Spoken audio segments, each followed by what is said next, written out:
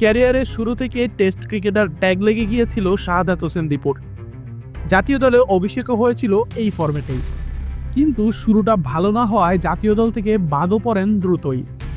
এরপর ঘরোয়া ক্রিকেটে আর বলার মতো কিছু করতে না পারায় আলোচনায় ছিলেন না খুব একটা। এবার এনসিএলে নিজের প্রথম ম্যাচেই সবাইকে চমকে দিলেন দীপু।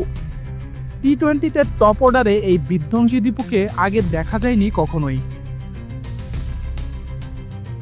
6 টেস্টের ক্যারিয়ারে বলার মতো অর্জন নেই 2020-এর অনূর্ধ্ব-19 বিশ্বকাপ জয়ী দীপুর।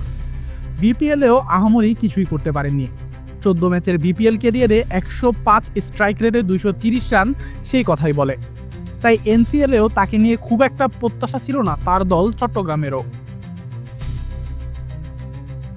কিন্তু দীপু চমকে দিলেন নতুন ভূমিকায়। তার মতোই টেস্ট ব্যাটার ট্যাগ লেগে যাওয়া আরেক সতীর্থ মাহমুদুল হাসান জয়ের সাথে করলেন দুর্দান্ত এক জুটি। 5টা ছক্কা আর 2টা চারের ইনিংস ছিল দেখার জন্য দারুণ। প্রায় প্রতিটি শটই ছিল একদম ক্রিকেটের ব্যাকরণ মেনে। টেস্ট ব্যাটার হিসেবে পরিচিত দীপু ব্যাট করলেন প্রায় 180 স্ট্রাইক রেটে।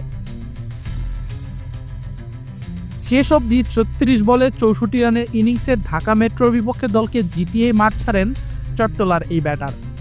অনূর্ধ্ব-19 বিশ্বকাপ জয়ী দলের প্রায় গোটা 10 ক্রিকেটার জাতীয় দলে থিতু হয়ে গেলেও দীপু খানিকটা আড়ালেই রয়েছেন এখন পর্যন্ত। টেস্ট ব্যাটারের মতো প্রপার ডিফেন্স আর কপিবুক শটে সিদ্ধহস্ত হবার পর দীপু যে এবার সব ফরম্যাটেই জাতীয় দলে কড়া নাড়তে চান তারই যেন জানান দিয়ে গেলেন এদিন। আশিকুর রহমান শান্ত, ডি স্পোর্টস।